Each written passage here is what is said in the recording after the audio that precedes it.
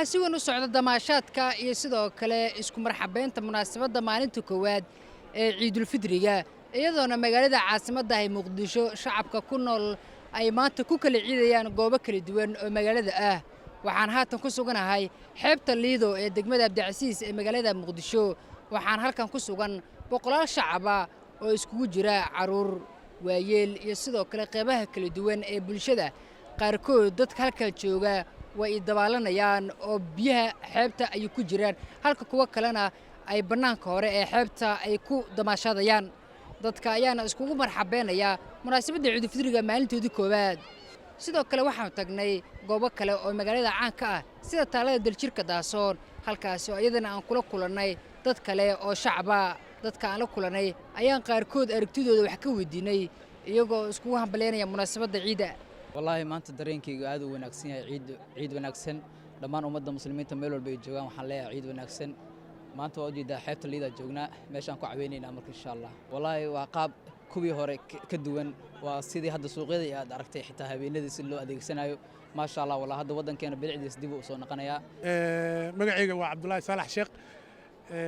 وحنا قدوميها أرماها بالشدة دقمة بلدوينة مقدشة ku ciidaya ma sha Allah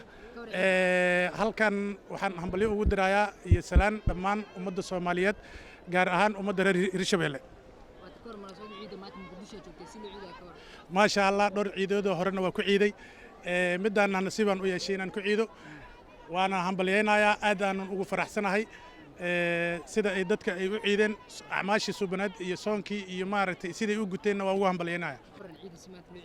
عيد مبارك عيد وناكسنا الله دمان أمد الصوماليات ملك استي جوجان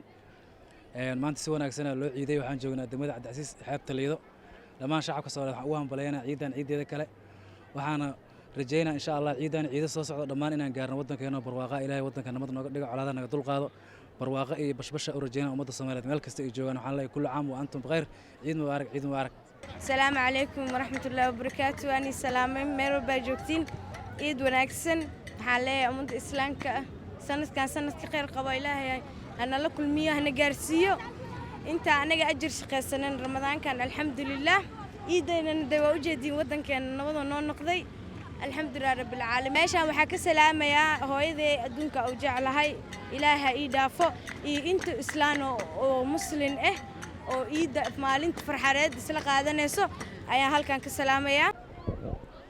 ciidan way ka duwan tahay ciidii hore sida shacabka xitaa ay qirayaan waxay shacabku ku sheegayaan in ciidani ay tahay mid ka duwan ciidii hore dhanka nabadgelyada iyo sidoo kale dhanka damaashaadka iyagoo dadku si wada jira alla uga rajeynaya in dalkeena uu ku soo dabaalo nabad iyo xasilooni sidoo kale dadka shacabka ayaa isku baaqaya in la iscafiyo isla markaasna lala shaqeeyo ciidamada amniga si loo sii sugo ammaanka caasimadda Hanad Maxamed Karaamo warbaahinta qaranka xeebta Liido magaalada Muqdisho